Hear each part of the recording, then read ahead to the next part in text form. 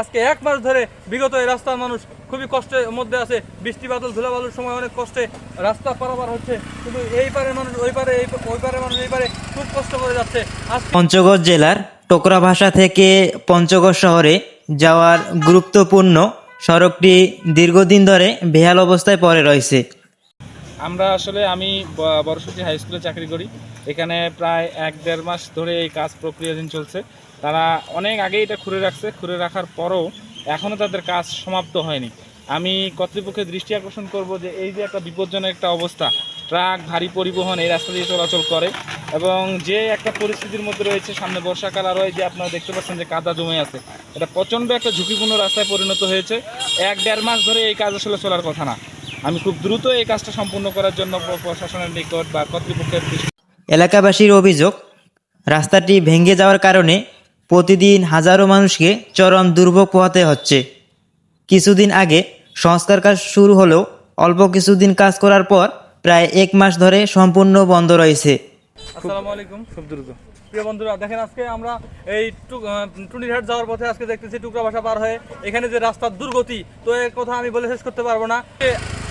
আমরা এই নিউজটা দেবগঞ্জ ব্রেকিং নিউজের টাইমের মধ্যে আমরা প্রচার করতেছি। প্রিয় ভাইরা, এই রাস্তার কাজকাম কতদিন থেকে এখানে চলমান রয়েছে? অনেকদিন থেকে, অনেকদিন। তারপরেও কতদিন হবে? 1 মাস খানেক। অনেক লোক ভোগান্তি আমরা মানুষের মুখ থেকে শুনতেছি। ভাঙ্গা রাস্তা, বড় বড় গর্ত, কাদা ও জমে থাকা পানির কারণে যানবাহন চলাচল মারাত্মকভাবে ব্যবহৃত হচ্ছে। বিশেষ করে রোগী বহনকারী অ্যাম্বুলেন্স, স্কুল কলেজের শিক্ষার্থী, ব্যবসায়ী ও সাধারণ যাত্রীদের সবচেয়ে বেশি সমস্যায় পড়তে হচ্ছে।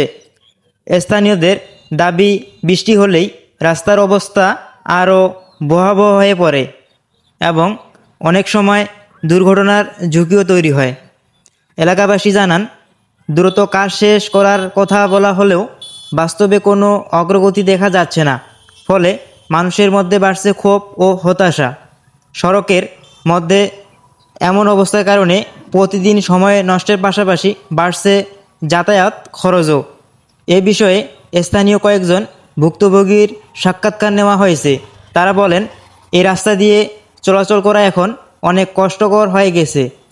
দ্রুত কাজ শেষ না হলে সামনে আরও বড় দুর্ভোগ দেখা দিবে। দেবীগঞ্জ নিউজ টাইম পেজটি ফলো করুন, পাশে থাকুন। ধন্যবাদ।